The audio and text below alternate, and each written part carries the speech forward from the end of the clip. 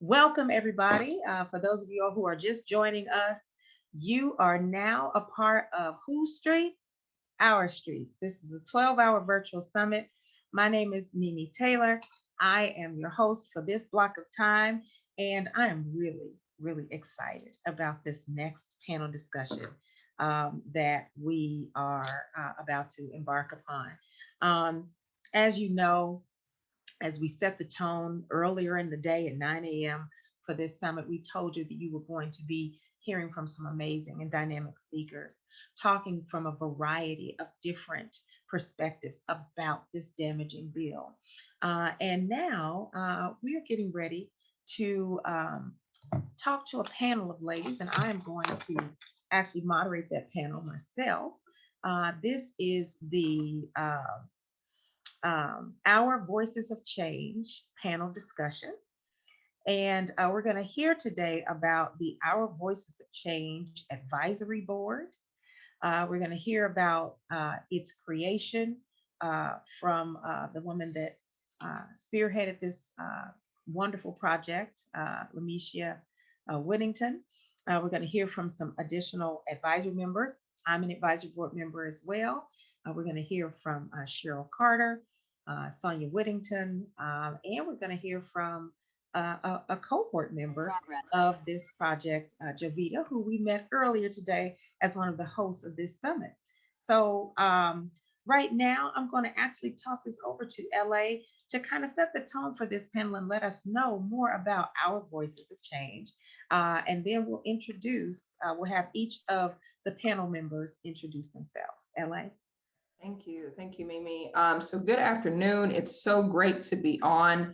I did want to share really quickly just a little bit about Our Voices of Change Political Institute. And so I thought a graphic would be great to just show, the backdrop of what it is. And so the Our Voices of Change Political Institute was an idea that was presented to me by Dr. David McLennan at Meredith College. I'm an alumna at that college and also an adjunct professor alongside my co-professor who's also on the panel and is a member of the cohort, Professor Jovita Lee.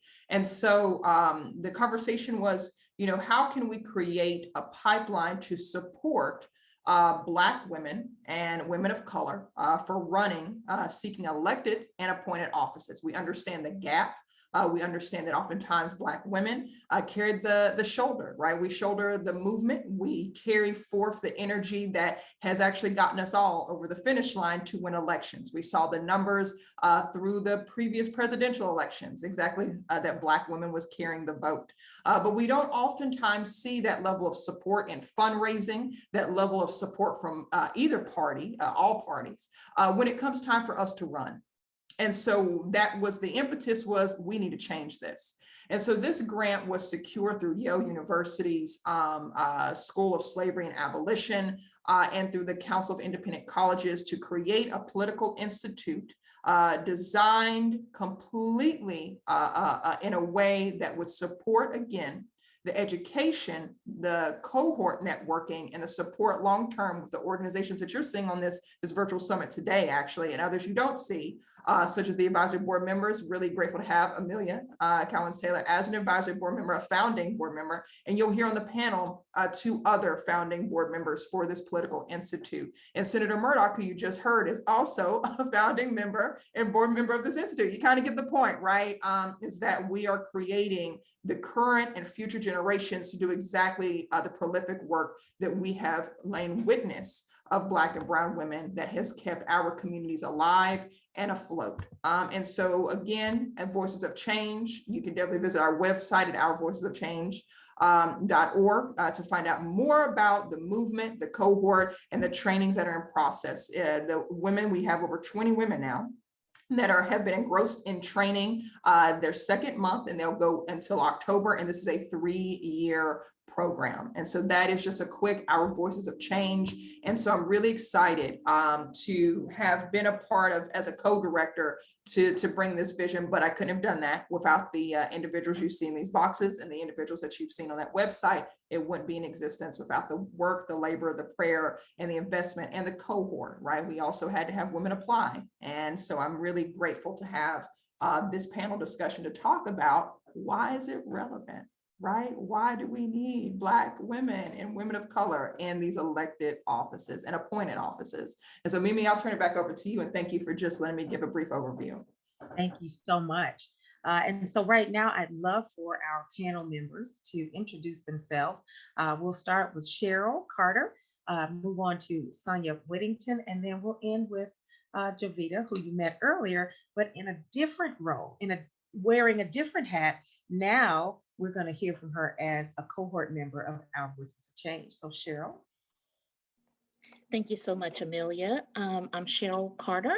I am very happy to be coming to you from Wake County here. And my pronouns are she, her. And I'm just really excited to be doing this work because it is so vital, especially in this moment. And I'm just so happy to be here with all of the faces you see in the boxes. And I'm going to turn it back over to you, Amelia. Thank you. Thank you. And now, Sonia, if you can introduce yourself to us. Hello, everyone. Truly, it is an honor to be on today with each one of you and to have others joining in with us today. I am Sonia Whittington. I'm the Executive Director of Democracy Green. And again, I consider it a tremendous honor to serve on the advisory board for Our Voices of Change. It's a beautiful movement happening, and I feel privileged to be a part of it. Thank you. And I see such a coincidence of that last name. Any It's relation? like coincidence. Yeah. Yes, it's wonderful to be here serving right beside of my daughter at LA. It's good to be here. And my soon adopted daughter, you can say Jovita. So hey, it's family. What a great segue. We can slide Cheryl in here too, so we just got it all. Yes. What a great introduction to you, Jovita. Hey everyone, I'm Jovita Lee. I'm coming to you from Raleigh, North Carolina, a cohort member of Our Voices of Change. So I'm excited to be on this panel with everyone. And you already know this. I feel like it's a cookout already. Like we're already up here cutting up. Honey, the only thing missing is the spade and a barbecue grill, because I know we're about to get down into it in this panel discussion. I've been looking forward to this all day. Okay. So I'm going to ask some questions, and we've got an hour, so we can take our time with this because this is important information, and we definitely need to draw some parallels between what we're seeing right now happening in education, political education, and this bill, and how they all juxtapose. And so I'm going to ask this question here. Why is Our Voices of Change Political Institute an important institution for BIPOC women in this moment? BIPOC meaning Black, Indigenous, people of color. And then how, in your opinion, does HB 805 connect with BIPOC women being trained to run for elected or appointed office? I'd love to hear from everybody on that. And I'll start with you, Joe, as one of the cohort members who had to apply for this 3-year program. Clearly, there was something about it that attracted you to this program and made you want to lend your voice to it. So I'd love to hear, why you applied, and then I'd love to hear what you think about why it's important to have an institute like this for BIPOC women and how it relates to HB 805. Absolutely. So as far as me applying to the program, what really attracted me to it was one, being an alumna of Meredith College. And so being able to trust some of the folks that had a real big hand in the creation of the Institute. So that was definitely first and foremost. Also, just it was really intriguing to see an institute be created that was specifically to support Black and Brown women. And when we say that, it's extremely important to kind of highlight that because, here in North Carolina, we've had several overly qualified Black and Brown women run for several different offices. And it's always something that doesn't get them over the hill. And it's not because of a lack of qualification, it's because of a lack of support. And so when I saw that something was created to make sure that we were going to get the amount of support that we actually needed, to make sure that we know everything we need to know, to make sure that we feel like we have a team behind us when that time comes, whether, you're going to run for election or be appointed, was really important to me. And I want to be a part of that movement, a part of that change. And I wanted to be able to kind of lean on that education and knowledge share that I, share with the other members of the cohort. So that was the reason behind me applying for sure. As far as it connecting to what we're talking about today with this bill, I mean, we're talking about a bill that, of course, we're affectionately calling it the anti-protest bill. But as I said earlier, this is a bill that's also going to be attacking our voting rights. Because when we talk about souls to the polls, strolls to the polls, that's going to vote. So it's going to be really hard for me to run for an election and nobody can vote.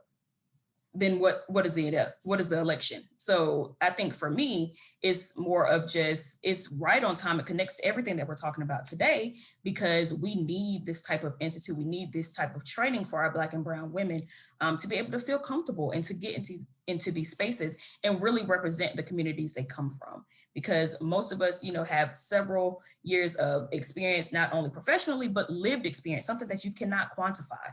And so I just think that, this institute was right on time, and it connects to everything that we're saying today about HB 805 and why this bill needs to go away. And so that's definitely my reasoning behind joining the cohort. But I'd love to hear from everybody else about their perspective on the cohort as well. And something that you just said, and you mentioned it earlier, I'm glad that you repeated yourself, because the bill is so problematic and because rioting is so loosely defined. If you're at souls to the polls, it's too many of y'all, that's a riot. That's a mob. As Florida, they made this new law called mob intimidation. They're going to label it. It strolls to the polls. I'm a member of Delta Sigma Theta Sorority Incorporated. So if me and my other sorors all dressed in red and white put together, we're a riot. We're potentially going to be a threat under the very loosely defined definition of riot. And those are things that directly impact Black and Brown women specifically. And so at this point, I want to hear from you, Cheryl, and you're a board member as well.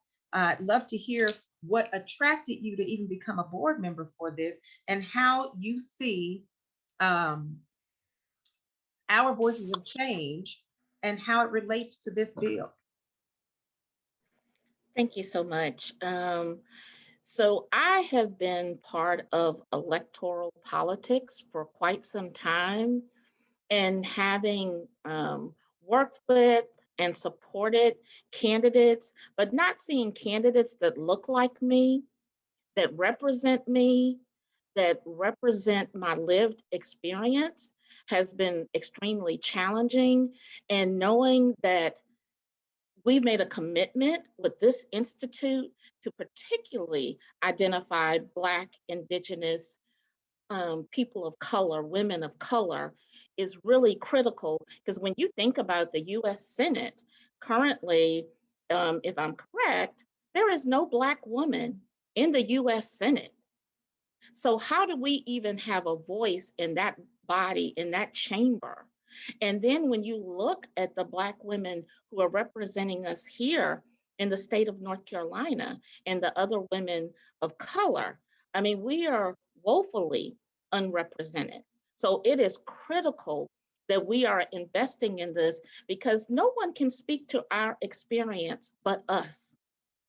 They can hear about it, they can empathize, they can center us, but it is different for us to come in, whether we're mothers, whether we're daughters, whether we're nieces. All of that matters. And we cannot forget about those of us who are gender nonconforming, and those of us who are trans and all of these lived experiences. So it's so important that we're providing the support at this type of institute. And as far as connecting to this bill, again, other people can empathize, but as we've seen, even we have Black representatives who maybe have reached a certain status, they are property owners, and they are valuing property over people without understanding the impact this law could have on their children, on their family members. So it is so important that we have mothers, like I said, that we have daughters and women of color who are in these roles, because some of us have seen our sons, we've seen our husbands, we've seen them in handcuffs. And that's just not something we want to see. And then to have their right to vote challenged just because they expressed a different opinion, or they're marching to a poll, or they just may be congregating outside of a church. They may be having a cookout like we're talking about. We're here doing our cookout and hanging out. That should not be a reason, because the law is just too loosely defined, and we need to prioritize the people. Thank you, Cheryl. And I pose that same question to you, Sonia. I joined in as a board member because I see our voices of change as a catalyst for the future and transforming the Black female voice in this day and in this time.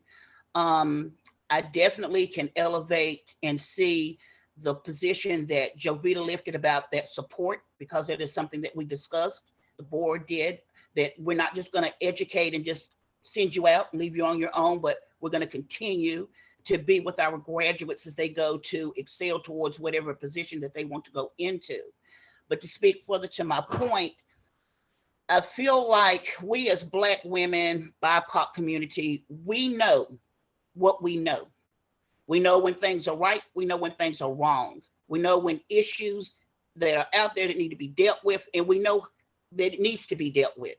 And I just think that it's a wonderful situation that we can have a space to train, to educate, to inform, to uplift our women to go out and do what they're destined to do, what's in their heart and their spirit to do. It's in us. It's in there. And I just think it's wonderful to see this opportunity come, because there are some, like I know I'm from a rural community where we have Black females that want to run for office, but they don't really have the knowledge and the skill set. And that's what they're missing, is what is it like when you get down to the letter of what you're facing? If you want to be a county commissioner, if you want to be on the school board, what does that really look like? And in this space, we're bringing real Black women to the table that are in these spaces, giving their lived, shared experiences of what it's going to be like for you to go down this path. And that's invaluable. I mean, it's very personal. It's been very, just genuine. It's a genuine experience. And we as Black women, we know real when we see real. And I get the essence that we know this is real and it's needed. We as Black women need to bring the revolution. We need to bring it. We need to carry it. We need to really embody that, our voices of change. It was one person that attended class, and I'm sorry, I do not know her name, but she made a statement that really resonated with me. She said that her mother told her, don't be loud and wrong. And we, I can be loud, you know what I'm saying, but I want to be right. I want to be correct. And I think this institute is speaking power to that. These individuals are going to come out, they're going to be loud, they're going to be correct, they're going to be on point, they're going to know it from the front to the back, they're going to know budget, they're going to know media, they're going to know every aspect to execute, because people are going to come to knock us down, to knock us out, but when you know what you know that you know, you're going to be able to stand. And I'm definitely behind that. I'm a believer of giving the toolkit of success, so you have everything you need to work, what you need to work to get done, what you know you need to get done, because it needs to get done. And how as it ties into this bill that we're facing now, you know, I remember being in the streets pre-COVID with Marcus Bass, LA, Jovita, Jasmine, out there walking in the protest. And I saw the others that were there, beating the infrastructures of skateboards, attempting to, you know, destroy property. I witnessed the others yank the flag down in front of the governor's mansion and burn it. Now, we were respectful. Our people were in the streets protesting like we've always protested, going all the way back to MLK's version, we shall overcome. We were correcting because we know how to properly protest. We know what that is. It's in our line. But the others was out of pocket with their activity. And it's very interesting to see that now policy is in place talking about we need to handle the protesters, but they're really not talking about what we did. It's what they did. But what they did is what's setting us up to be shut down. And that's what we have to watch is these campaigns that they have. It's not happenstance. You know, the tearing down of the monuments, where it's wonderful, it's still performative. It's a performative distraction. While we're excited, the others are getting incited. So we've got to become aware of what's going on around us. And Black women need to step up because we know we got that insight. We know what we see, what we hear, what we feel, what we sense. We know what's about to go down when it's going to go down. So yes, we just have to just keep pushing and being aware, because I kind of see a little bit, not only shutting us down from voting, but from assembling, period, because history will repeat itself. You go back to the Black codes where you can't assemble. Oh, there's nothing new for putting Black folks in a situation where you can't assemble together. That's going to affect everybody. Okay, you're not going to get to go to church. We need to get the community involved. Oh, no, it's not just this or that. It's everything to stop us from coming together and communicating. You know what I'm saying? Okay, if they shut us down in the streets, look, we're virtual. But you might as well know that they're going to come on and shut down the virtual, but that's not going to stop us, because we're going to go all the way back to the ancestors and we're going to wade in the water. And what do I mean by wade in the water? We're going to meet down by the riverside if we need to. We're going to meet 2 rocks and 2 trees to the left if we need to get together and talk about it. You know what I'm saying? We're going to meet at a Black farmer's farm at the barn. If we're going to talk about it, we're going to talk about it. Nothing's going to stop us from doing that. And they know it. It's just a game of chess back and forth. So this is wonderful. And I just can't wait to get more involved with community organizing minded people like Cheryl, because we need to bring our communities into this. We need to go into communities with, hey, we got this institute here. Who among you in this community wants to see change in your community? Somebody's going to stand up and say, well, I don't like what's going on in my child's school. Then we'll be able to say, well, dear, you need to run for the school board. And then we're going to show you how you can get that done. Come on over to our Voices of Change. And we're going to prepare you for this moment. And I think if we hit every community like that and glean people, women that have the mind already to want to do something but don't know where to start, that's how we can get this thing really up and going. And I think we got a 3-year mark, so we have to hit the floor running and hit it hard in order to make the greatest impact. But we need to bring the community in. Let the community know this person is going to represent you.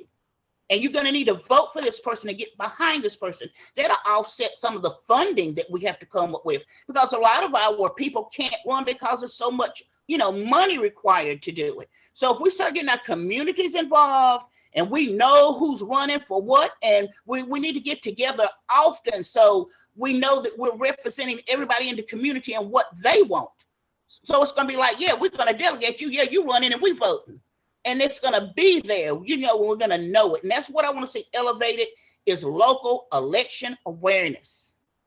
That's why we're losing so many of our Black folks to this issue of voting, because the only thing that we want to center on is presidential.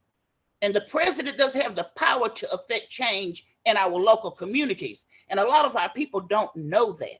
So we have to get together and get the education out there to the people and make that change. And every woman coming through the door, we're going to make sure she got what she needs to get that done. So that's why I'm a part of our voice. Can we all just take a collective moment and just snap our fingers, sisters. So LA, you got it honest. I got it honest. Now you know. Now you look. Well, now y'all know. That's the matriarch. Say less. We know that's the matriarch. We're not even talking about your grandmama. So I mean that Miss Sonia. Oh my gosh, I don't even know where to begin. And she'll tell you, I believe in sharing the love. Yes, she does. That's what I will do. Everybody's Yes, her the babies. more of us that are equipped, the more people you're going to reach. And I love working with competent women. I love working with women that know that the Creator has birthed in them purpose. And then you can get that foundation built upon and go out and do what you got to do for your people, because you know it's burning you up to do it. So In other words, don't stop all this talking about it and be about it. I think probably one of the most frustrating things that we as Black women encounter is you got the Black women who talk a good game and they don't put no skin in the game. They talking all of this, oh, well, what y'all should be doing it, but you, well, what about you, sis? Can you jump? Well, no, I'm too busy. I can't do. Okay, I don't really have a whole lot of respect for folk that talk about stuff and won't put no skin in the game. And that's what this formation is all about. When we talk, and it's so aptly named. I remember when we were going through the naming process, our voices of change, right?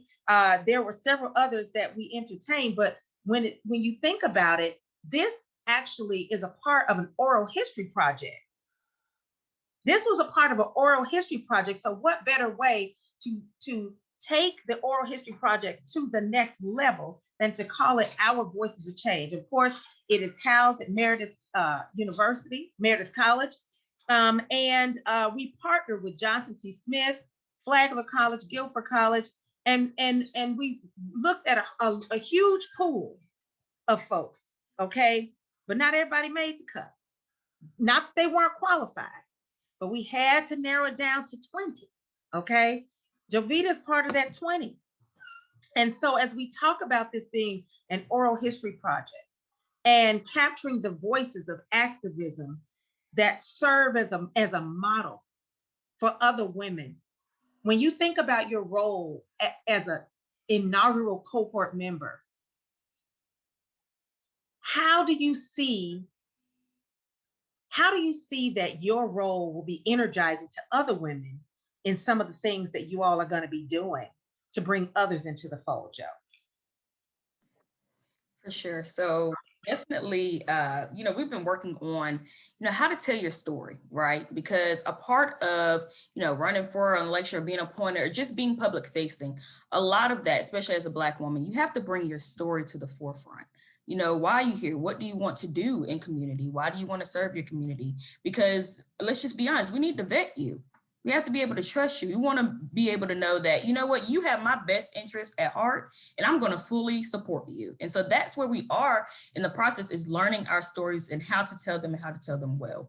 And I think, that aspect of it is really what's going to catch folks' eye as far as, having the confidence to even apply or to be a part of this cohort. Because as we just said, Ms. Sonia just lifted, having that confidence, a lot of times, our story, things that we've been through, things that we face, can turn you right around, because you will think that you're not qualified to be in the space. You will think that it's not your time, or you're not ready, or no one will listen, or no one will support. You can have that burden, especially as a Black woman. We come into the space, we come into this world, unfortunately, already burdened. And so when you already have that on you, you can easily be turned around. You can easily be dismayed from even trying to participate in that process. So I really think us being able to perfect that craft and be able to tell our stories and be like, look, everything has not been beautiful in my path, but I'm still here. I deserve to be here, and I will remain here and continue to do the work and do the work authentically to make sure that my community is supported. And I really think that's what's going to speak to other women and other people in general about this program and about this cohort. I really think that folks are going to want to join this and learn, hey, how can I tell my story? How can I bring my lived experience into the space? How does that qualify me to be in this office or be in this position? I want to learn that. And I just really think, being authentic, building those relationships and, being able to just share with folks, like, we're all real people. We go through real things, real life experiences. It's just a matter of what do you want to do with the energy that you have coming through those experiences? How do you want to go forward? How do you want to be able to leave your mark here and be like, you know what, I impacted change in this way? And so I definitely think that's going to be one of the key elements of bringing folks into this space. And folks are going to be really attracted to the program because they're just going to see themselves and other women and other folks and be like, okay, this is attainable. And so I'm just, looking forward to being able to bring more women into the space around this for sure. You said something about vulnerability and trust. And there isn't a one of us on this panel discussion that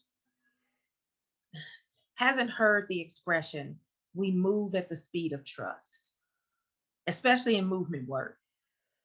If we don't trust you, how can we be in community with you? If we don't trust you, how can we be assured that you are our safe place to land when I share intimate parts of myself that I wouldn't share with anyone else? Storytelling is so important. And so is also reading the room and knowing the audience. And so what are some of the things, and LA, maybe you can answer this for me. What are some of the projects that we're going to be seeing come out of our Voices of Change that are going to be more of an outreach for the community so that they know more about what we're doing in this very internal organization? Yeah, I definitely appreciate just first of all, like the fire that's happening today. So I'm like, I'm glad I'm not on the panel, you know what I mean? I'm glad I'm an observer. So to your point, and I also want to add in our partnerships, also Shaw University. And so in that is part of that question, right? Of like, what does outreach look like? Part of that outreach is making sure that, let's be frank, this grant is created an exciting political institute and a pipeline, but we have to make sure that it is grounded in predominantly minority institutions and HBCUs. That is a huge component of the partnership because we have to invest in our students. And we've seen that even with what does that investment mean and, critical race theory and, journalists, we'll talk about that in a little bit maybe. But we start to see what does it mean to invest in higher education that is also supporting our students as they're making that determination. So that community outreach is inclusive in that. How are we being very strategic and making sure that, like what Javi was saying, how do folks know where we are? What do they know about the curriculum? What does the support look like for the cohort? And I see Dr. Portia Rochelle on. Dr. Rochelle is also a member of the cohort, so really good to see your name on here. She's one of the first in the inaugural class, and we'll have 2 more classes. So each year it'll be a different class. And so by the time we've wrapped up 3 years, we'll have trained close to 100 Black and brown women, right, to run for elected or appointed office. The investment is the community relationships.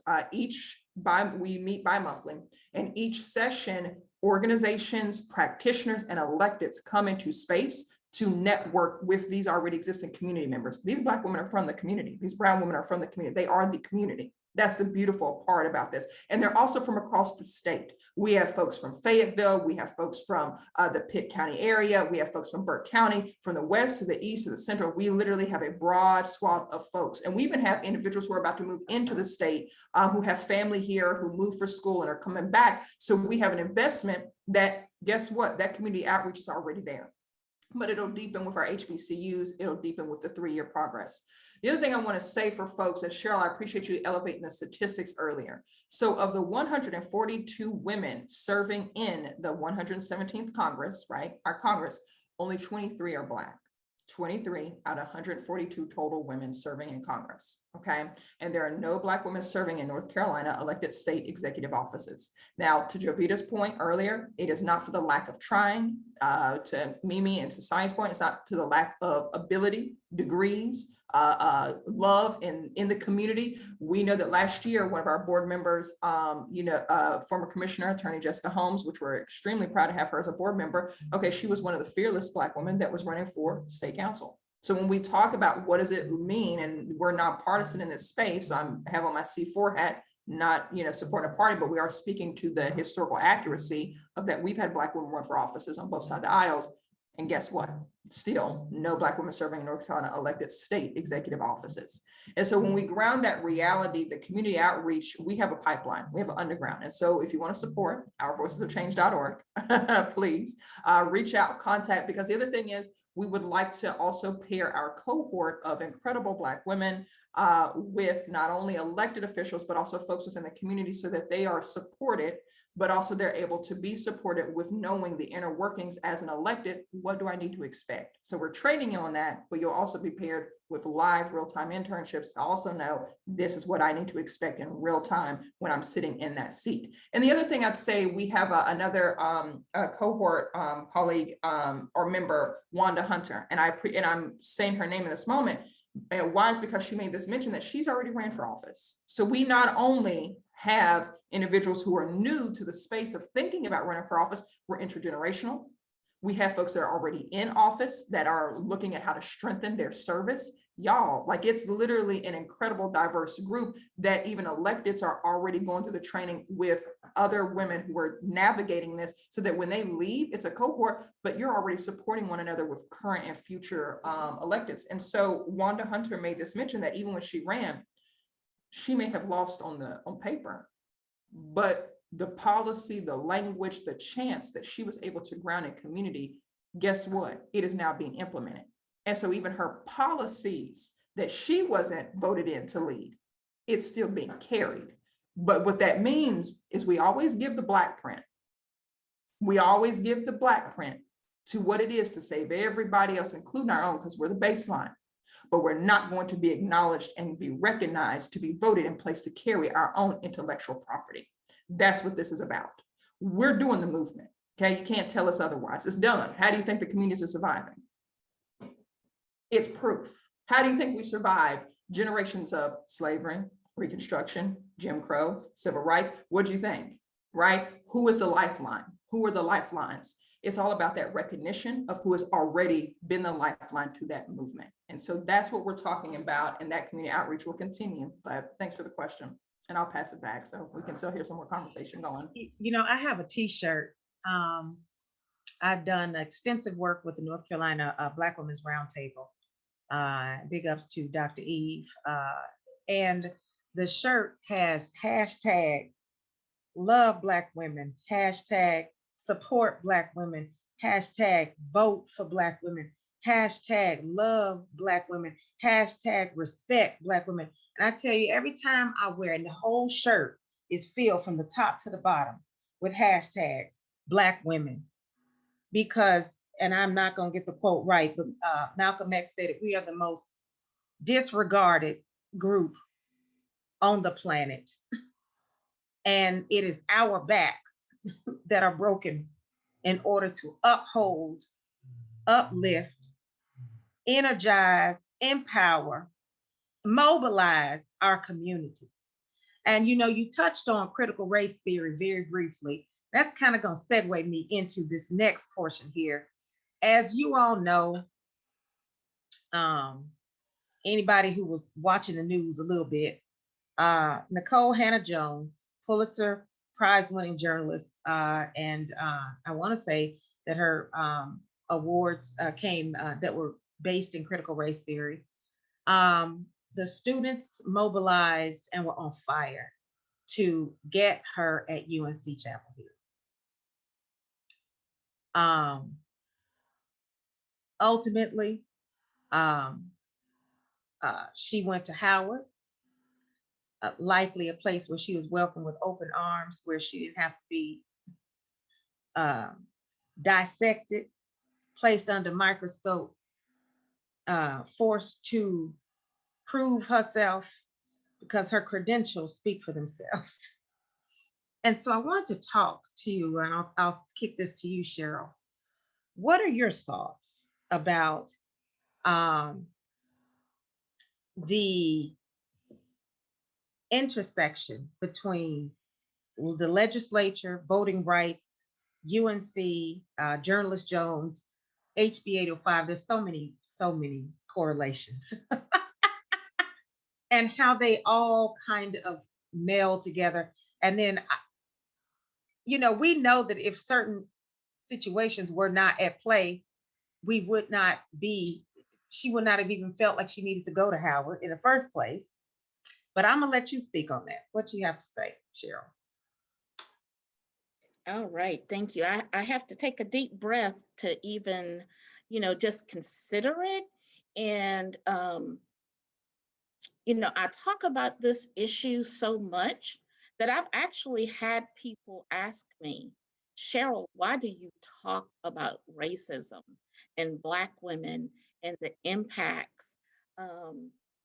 And when you think about what has happened um, to Ms. Jones at UNC with our legislature, we as Black women are constantly asked to prove ourselves, no matter where we work, no matter how we are raising our children, no matter where we enter, it's constantly having to prove who we are. We can have 100 degrees and we still have to prove and to disprove what people think of us. And I love that you used the quote of Malcolm X, because we are the most disrespected and undervalued people. However, we are constantly called upon to support, to love, to breathe in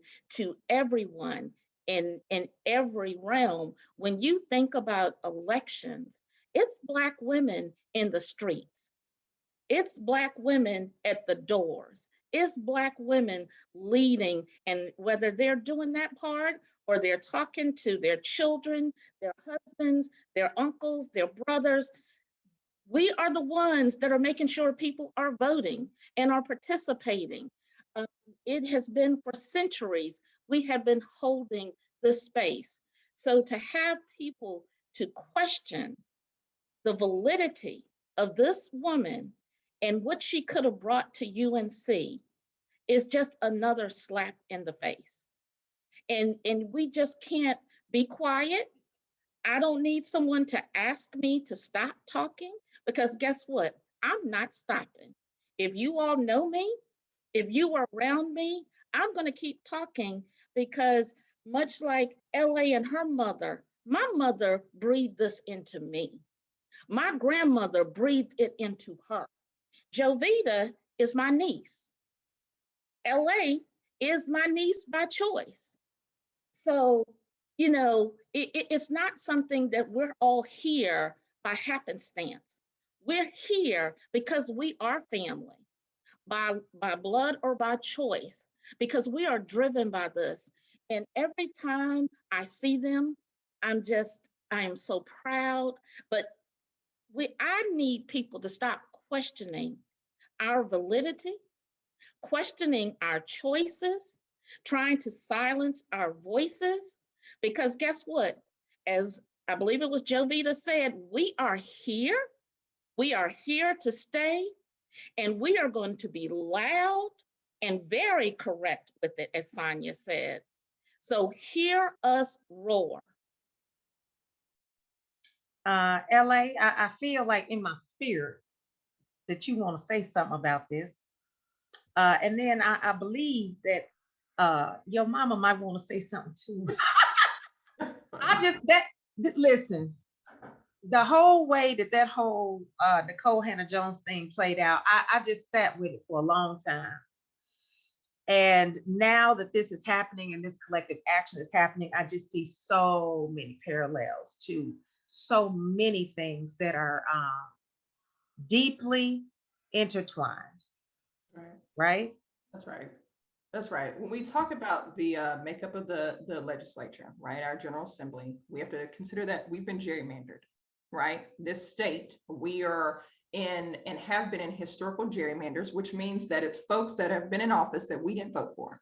That's just a simple way to put it, right? Somebody voted for them, but it wasn't enough somebodies that they would have won fairly and legally. And so they have been representing many constituents illegally. When I say illegally, racial gerrymanders that went to the Supreme Court, many of our partners like SCSJ, DMNC, many others, Advanced Carolina, the like, don't miss anybody, have been fighting for years, right? So when we're talking about the body of the legislature and these individuals who have manipulated the law in order to enshrine themselves and their parties in power so they can have the majority of the vote, these are the parties that are drafting these bills. Right? The anti-voting that we're talking about, the anti-protest bills we're talking about, the farm bills, which are not for farms, by the way, and I do want to hip y'all on something. Okay, in these farm bills, not only are impact on the communities, they're also starting to hide provisions for voting and removing resources for communities like local elected leaders inside those farm bills because they don't think we'll read the farm bills. So y'all have to start looking at the farm bills with us if you haven't already. Thank you if you are, but we also have to start looking at these bills because they're hiding other provisions in there. So why do I say all this with UNC and with Journalist Jones?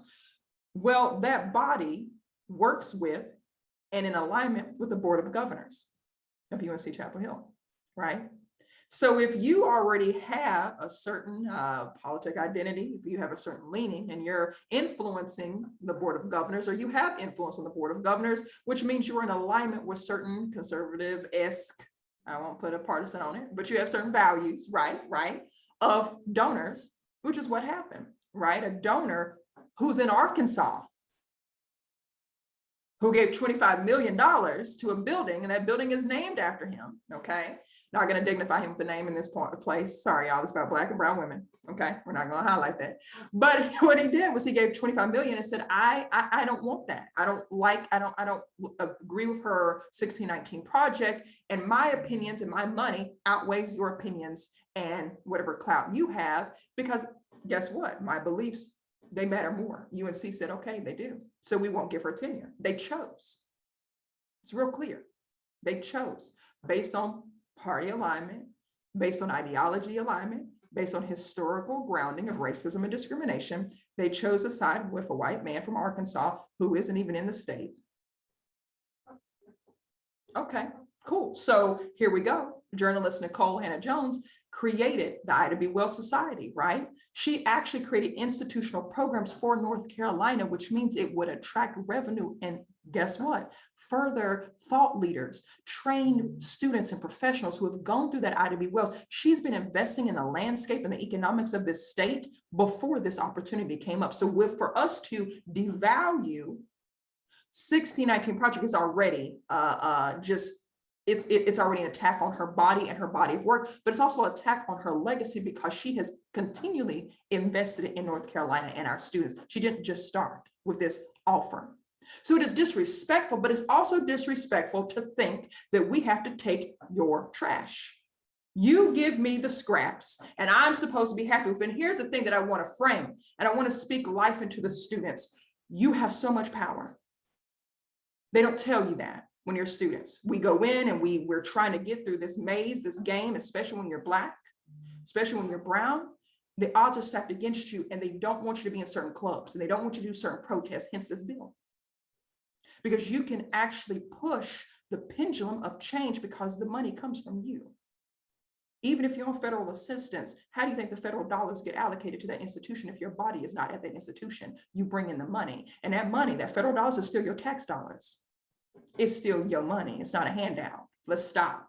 So I want to shift the narrative to say, let's look at the makeup of our legislature, which is why we need elected officials who look like us, that know our culture, that know our community. That's the whole point of our voices of change, because not only are you introducing anti-protest bills that will impact students, you're also determining the education. And guess what? The experts who can come to those very schools, you're attacking the students all the way around and the landscape of us by doing it through that body, through that woman, through Nicole Hannah Jones, through this journalist. You're attacking her, but it's attacking all of us.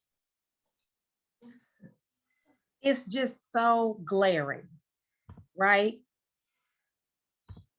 HB 805 is legislation clearly intended to criminalize protest and deter people from exercising their right to free speech. And Mimi, one quick thing I really want to say, that I'm gonna pass it to you, and I think, and maybe if Sonia has something to add to this, I want to say that the students with the power, you actually supported her liberation. Okay, it may not look like that. It may not look like, okay, the goal of success was to get her tenure. The goal of success was to get that offer of tenure because she deserved that, because it's her credentials, and that's what she earned that. Absolutely. Yes. But her liberation also meant in her interview, it's not my job to heal UNC. Honey, that school was founded long ago based on a lot of our ancestors who built that school, right? Who did not, whose people are still going to that school, have now in school in college debt. That was also supporting her to unshackle the responsibility of having to uphold a racist institution just because they offered it to her because they were forced to be nice. And thank you for saying that, because that's where I was headed. This bill is designed to snuff out your voice. And I'm sure that many of the students probably felt like, oh my gosh, it was just like all in vain. It was not. It was not all in vain. And you exercised your right to protest about something that was wrong. This country would not be what it is had it not been for protest. And though she made a different choice, your voice was heard. It was not snuffed out. Just like the voices of protesters are not going to be snuffed out by HB 805, because we're going to fight that bill. And after this virtual summit, I'm hoping that everybody writes to their senator and to the governor and says, we reject this bill. And Miss Sonia, I wanted to toss it back to you. I want to hear what you have to say about Journalist Jones. To add a little to what everyone else has already offered, I would have to say that her decision to me is what a revolution looks like. That's what her decision looks like to me. Because just like Cheryl said, we all know it well, that we can never be enough and do enough. She also said that, and she addressed it. I'm tired. I'm not going to do it anymore. We got to get fed up with trying to please and appease those that have no intention of letting us have the come up. And she set that precedent by saying that I know my worth and I know who I am. Thank you, but no thank you. That was powerful to me, because she showed them in that moment, I'm not here to please you. I know who I am. And my work is going to continue. And she's going to continue doing her. She's going to continue teaching, elevating, educating. She's taking funds with her to the HBCU. And we know that our historically black universities need funding. UNC Chapel Hill doesn't need that funding. Our Black institutions need that funding. And she's taking a lot with her to give to the people, more than we even realize in this moment. I also wanted to elevate that I learned about redistricting and gerrymandering from LA. So I believe that the door swing both ways. We have to respect, as seasoned people, we have to respect our younger folks, our young sisters, our young women coming up in the movement, to also be able to teach us some things. And I learned what that was, the cracking in the pack. And I learned about that.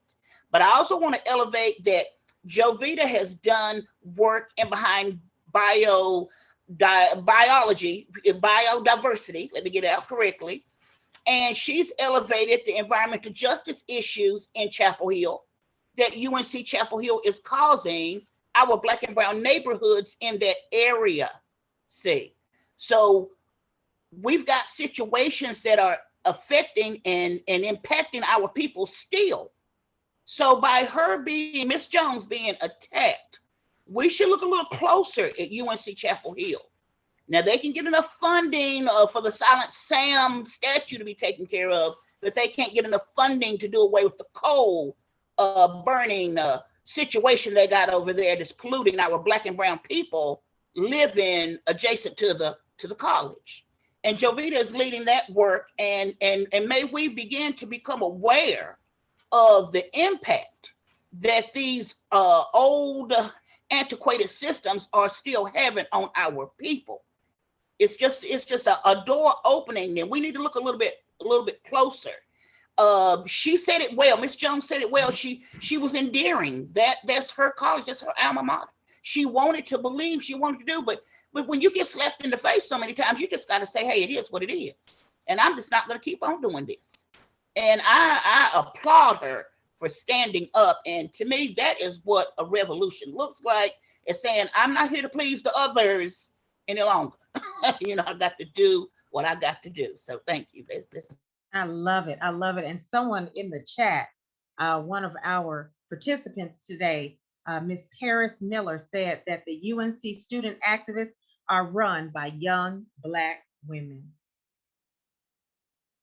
The Black community surrounding the university has been on the front lines for centuries. So it's a true testament that, you know what, you truly don't know what flavor tea you got till it hits some hot water. And so, we are tested, okay, for a reason. And this may not have had the outcome that the students wanted, but it had the right outcome for that Black woman. Just like this cohort of Black women is going to have the right outcome for Black women for years to come after this inaugural class is completed. And so, Javita, I wanted to hear your thoughts about what was going on at UNC Chapel Hill, and then I'd love to hear any other thoughts that maybe you want to share that you haven't yet about Voices of Change. For sure. With the UNC situation with Ms. Jones, it was really a reminder of no matter how much you may know, no matter how many degrees you may collect, no matter how long your resume may be, if you are a Black woman, you are put in question just for your presence. And I feel like that reality has been my reality several times over. If it's not, racism is ageism. And I think that's a shared experience that I have with LA as well. We've been in several spaces where it feels like we have to run the resume before we can begin speaking. And, just this kind of questioning around qualification of Black women is extremely disturbing and extremely old. We've been doing it for quite a while, but, I've just gotten to a point where, I know that myself and, all of the amazing Black women that I work with and that I may not work with, like, we are leading the movement. So no longer am I going to sit anywhere and define my worth to you. And I just want all of us to get to that point as well. As like, I come in the room qualified, whether you want to acknowledge it or not, that's on you. That's no longer my burden. And so that's definitely something that I have learned and I'm continuing to learn through this institute.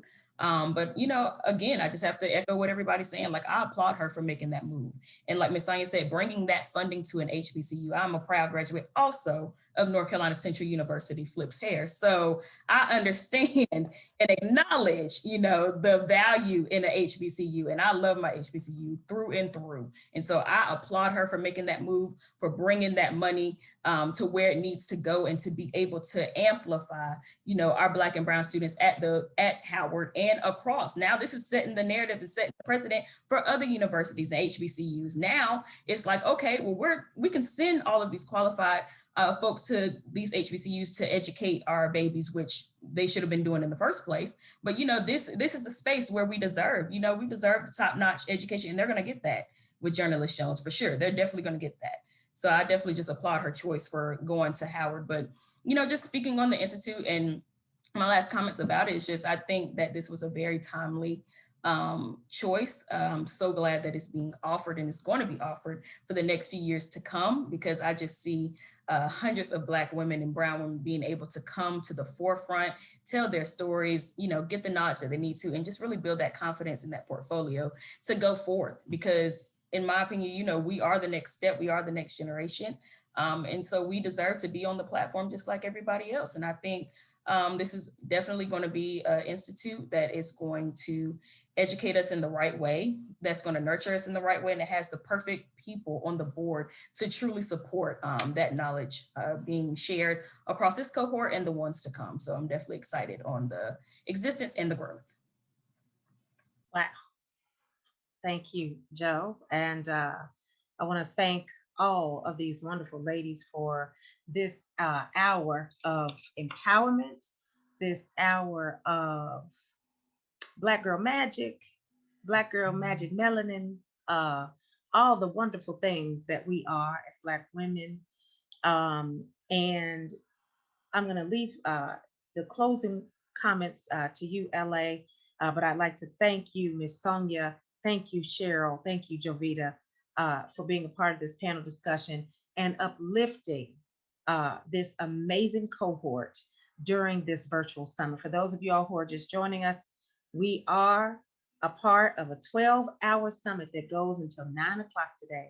This is just one very sweet piece, Our Voices of Change, in a larger microcosm called Whose Streets? Our Streets. And in closing, LA, take it away. Sure. So again, thank you. As to echo Amelia's statement, thank you to Sonia, Cheryl, and Jovita. And also want to do a shout out to Paris Miller, who also has a TAP BIPOC, which is also training BIPOC individuals around elected office and appointed office. I also want to elevate a sister in the room, in the space, and thank you for being on, who's also leading a similar body of work. And we have already worked together, partnered together, and look forward to doing more, because guess what? It's going to take collective unification and impact in order to dismantle the system that attacks us from many different angles. When we hear the word cumulative impact, people say it too much, but they don't break it down. It means we are attacked from many different angles by many different culprits. That can be an environmental corporation, as Sonia elevated. That can be what we talked about, the lack of tenure and holding it back, or it can be an anti-protest bill that is set to wreak havoc on our communities for the next decade plus, if this bill is voted into law, right, in that regard. And so again, thank you, and ourvoicesofchange.org for more cohort information. This cohort will conclude their training in October, and the new cohort applications will be open top of next year, but we will also be offering a conference. And so we would like for you to stay tuned, stay in support of these Black and brown women. And we need you to stay in community with them, because they'll need your votes. They'll also need your dollars, and they'll need your prayers once they get in. We can't just vote our people in and then leave them once they're voted in and think that it's done. Once they're inside, they are faced with many hurdles and barriers, which means we still have to be in village even after the election is won. So thank you for having me, Mimi. Oh, excuse me, Amelia. Look, see that I can only call you Mimi. That's my nickname. Nah, but I answer the both. thank you again. Thank you. Thank you so much.